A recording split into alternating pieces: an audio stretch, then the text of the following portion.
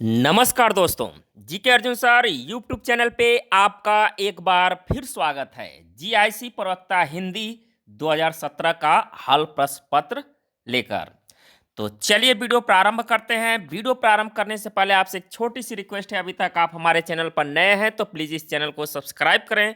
Subscribe करने के बाद बेल आइकन की घंटी को क्लिक करना ना भूलें, ताकि जब भी मैं अगला वीडियो अपलोड करूँ उसका नोटिफिकेशन आपके मोबाइल पर सबसे पहले पहुँचे।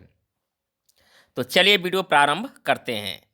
हाँ, ये भाग 1 है। इसके 4 भाग हैं, क्योंकि इसमें टोटल 120 क्वेश्चन आए थे। तो 30-30 क्वेश्चन करके जो है 4 भागों में बनाया गया था। ये भाग 1 है और इसका पीडीएफ भी अवेलेबल है। अगर पीडीएफ भी चाहिए तो पीडीएफ का लिंक डिस्क्रिप्शन में दे दें, वहाँ से जाकर पीडीएफ भी डाउनलोड कर सकते हैं। तो चलिए वीडियो प्रारंभ करते हैं। क्वेश्चन नंबर 1 है इसमें, रामचंद्र शुक्ल का हिंदी साहित्य का इतिहास मूलतः किस कृति की भूमिका के रूप में लिखा गया था? तो ये लिखा गया था हिंदी शब्द सागर के रूप में। क्वेश्चन नंबर 2 है, इनमें से किस साहित्योहास ग्रंथ को किशोरीलाल गुप्त ने हिंदी साहित्य का प्रथम इतिहास नाम से अनुवाद करके प्रकाशित कराया? तो हिंदी साहित्य का प्रथम इतिहास नाम से अनुवाद करके प्रकाशित कराया, तो ये था, पुस्तक का नाम था the modern vernacular literature of Hindustan को। क्वेश्चन नंबर 3 है, फोर्ट विलियम कॉलेज की स्थापना कब हुई थी? तो फोर्ट विलियम कॉलेज की स्थापना हुई थी 1800 ईस्वी में। क्वेश्चन नंबर 4 है, हिंदी साहित्य के आदिकाल को सिद्ध सामंत युग नाम किसने दिया था? तो सिद्ध सामंत युग नाम किसने दिया था? तो ये दिए थे राहुल सातरकायन ने। क्वेश्चन नंबर 5 है, इनमें से किस साहित्यकार ने अपने इतिहास ग्रंथ में हिंदी के गद्य साहित्य को गद्य का आविर्भाव, गद्य का प्रवर्तन, गद्य का प्रसार और गद्य की वर्तमान गति नामक खंडों में विभक्त करके विवेचित किया? तो ये विवेचित किए थे रामचंद्र शुक्ल ने। आंसर होगा सी, रामचंद्र शुक्ल ने। क्वेश्चन नंबर 6 है, इनमें से कौन सा ग्रंथ लौकिक चरित्र काव्य माना जाता है? तो लौकिक चरित्र काव्य माना जाता है, तो उस ग्रंथ का नाम है भविष्यत्य कहा। भविष्यत्य कहा। क्वेश्चन नंबर 7 है, विद्यापति इनमें से किस रचना के आधार पर मैथिल कोकिल कहलाए? मैथिल कोकिल कहलाए, ये पदावली के आधार पर। आंसर हो जाएगा ए, पदावली। क्वेश्चन नंबर 8 है, इनमें से ज्ञानाश्रयी शाखा के कवि नहीं है। इनमें से कौन जो है ज्ञानाश्रयी शाखा के कवि नहीं है? तो वह है अग्रदास। आंसर हो जाएगा बी, अग्रदास। क्वेश्चन नंबर 9 है, रामचंद्र शुक्ल ने अपने हिंदी साहित्य का इतिहास ग्रंथ में इनमें से किस कवि को हिंदू जाति का प्रतिनिधित्व कवि कहा है? तो हिंदू जाति का प्रतिनिधित्व कवि कहा है, तो ये कहें भूषण को। आंसर हो जाएगा ए, भूषण। क्वेश्चन नंबर 10 है, लोग है लागी कवित्व बनावत मोहि तो मेरे कवित्व बनावता, यह वाक्य पंक्ति किस कवि द्वारा रचित है? ये रचित है घनानंद द्वारा। क्वेश्चन नंबर 11 है, निराला की कविता जूही की कली को किस संपादक ने बिना प्रकाशित किए वापस कर दिया था? तो ये वापस कर दिया गया था महावीर प्रसाद द्विवेदी। क्वेश्चन नंबर 12 है, इनमें से कौन सा कवि अपने रचना काल के अंतिम दौर में प्रगतिवाद के भौतिक दर्शन के साथ साथ अरविंद दर्शन से प्रभावित हुआ था? तो ये प्रभावित हुए थे सुमित्रानंदन पंत। क्वेश्चन नंबर 13 है, इनमें से दूसरा सप्तक में संकलित कवि है। इनमें से दूसरा सप्तक में संकलित कवि है, तो ये कवि हैं जिनका नाम है रघुवीर सहाय। क्वेश्चन नंबर 14 है, इनमें से कौन प्रपदवाद से संबंधित नहीं है? तो प्रपदवास से संबंधित नहीं है, तो ये हैं प्रयाग नारायण त्रिपाठी। आंसर होगा बी।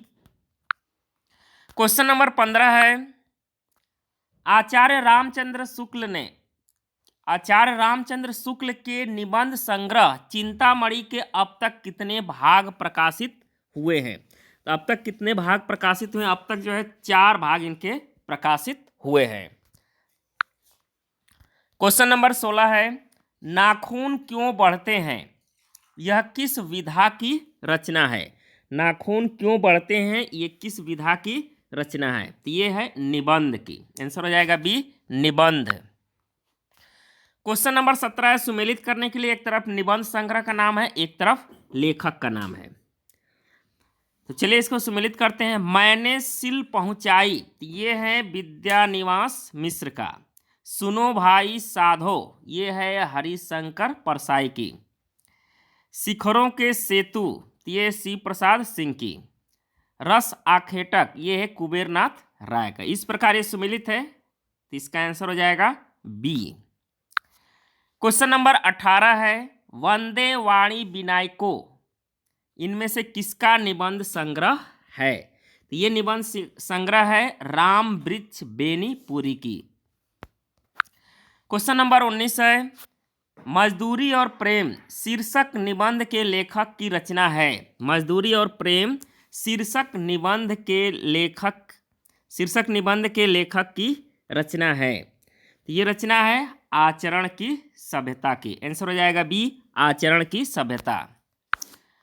क्वेश्चन नंबर 20 है, इनमें से गौतम बुद्ध के आख्यान पर आधारित नाटक है। गौतम बुद्ध के आख्यान पर आधारित नाटक है, तो कौन नाटक है इसमें?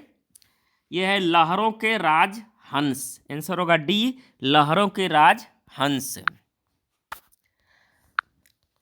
क्वेश्चन नंबर 21 है, हिंदी का पहला रेडियो नाटक माना जाता है। तो हिंदी का पहला रेडियो नाटक माना जाता है, किसको माना जाता है? ये है राधा कृष्ण को। आंसर हो जाएगा B, Radha Krishna. Question number 22 है, रक्षाबंधन कहानी के लेखक हैं। रक्षाबंधन कहानी के लेखक हैं, तो रक्षाबंधन कहानी के लेखक हैं विशंभरनाथ शर्मा कौशिक। विशंभरनाथ शर्मा कौशिक, सी आंसर होगा इसमें। क्वेश्चन नंबर 23 है, निम्नलिखित में से ओम प्रकाश वाल्मीकि का कहानी संग्रह है। तो ओम प्रकाश वाल्मीकि का कहानी संग्रह इसमें पूछा है, इसमें हो जाएगा आंसर सी, छत्री। छत्री जो है ओम प्रकाश वाल्मीकि का कहानी संग्रह है, छत्री। क्वेश्चन नंबर 24 है, जैक्सन कहानी के लेखक हैं। जैक्सन कहानी के लेखक हैं, तो जैक्सन कहानी के लेखक हैं मुक्ति बोध। आंसर हो जाएगा ए, मुक्ति बोध।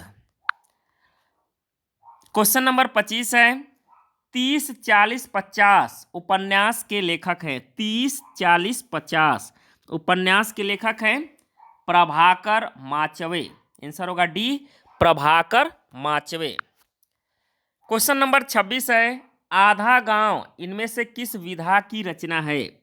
आधा गांव इनमें से किस विधा की रचना है? तो ये रचना है उपन्यास की। आंसर हो जाएगा बी, उपन्यास की। क्वेश्चन नंबर 27 है, सूरदास प्रेमचंद्र के किस उपन्यास का प्रमुख पात्र है? सूरदास प्रेमचंद्र के किस उपन्यास का प्रमुख पात्र है?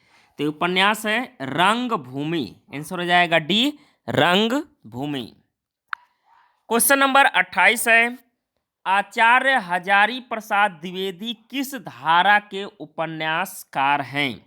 आचार्य हजारी प्रसाद द्विवेदी जो है किस धारा के उपन्यासकार हैं? तो ये उपन्यासकार हैं सांस्कृतिक मिथकीय के। आंसर हो जाएगा ए, सांस्कृतिक मिथकीय के। क्वेश्चन नंबर 29 है, परीक्षा गुरु उपन्यास का प्रथम प्रकाशन कब हुआ था? परीक्षा गुरु उपन्यास का प्रथम प्रकाशन कब हुआ था? तो प्रथम प्रकाशन हुआ था 1852 1882 ईस्वी में, 1882 ईस्वी में।